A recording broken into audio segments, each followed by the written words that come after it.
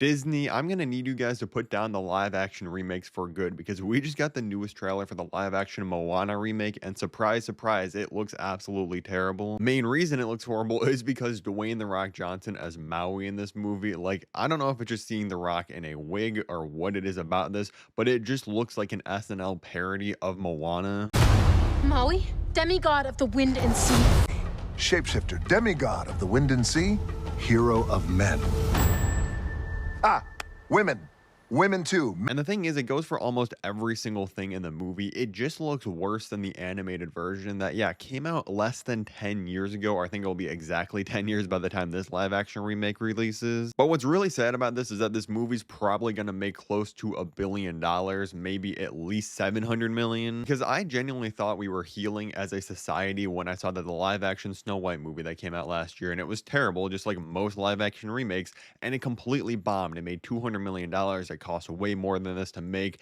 Everybody was hitting on this film. I was like, oh my god, maybe we're actually done with the live action remake wave. But then all hope was lost because the live action Lilo and Stitch movie made $1 billion just a few months later and made up all the losses from Snow White and more. And Lilo and Stitch sells so many countless billions of dollars of toys every year. And I'm not trying to hate on live action remakes as a whole, even though I kind of am, but like there are good ones out there, mainly not from Disney. Like the live action How to Train Your Dragon movie from last year. Was it necessary? No, but I think it honored the original in a really good way. It kept some of that unique art style with things like Toothless looking the same, had a lot of the same music and stuff. So again, pointless, but at least it was a good recapturing. The Disney live action remakes literally feel like they just put absolutely no effort into them because they know like, hey, yeah, a few of these are probably going to flop, but then we'll bounce back with something like Moana and Tangled. At least one of those is going to make close to 800 million or more dollars. And the thing is, every time I bring up a live action remake and complain about it, everybody's like, oh, it's obviously not for you. It's for the kids and kids that grew up with these movies. That is still not a good thing. Like, I'm sorry. Everybody complains about Pixar becoming a sequel factory and having things like, oh, giving Coco a sequel.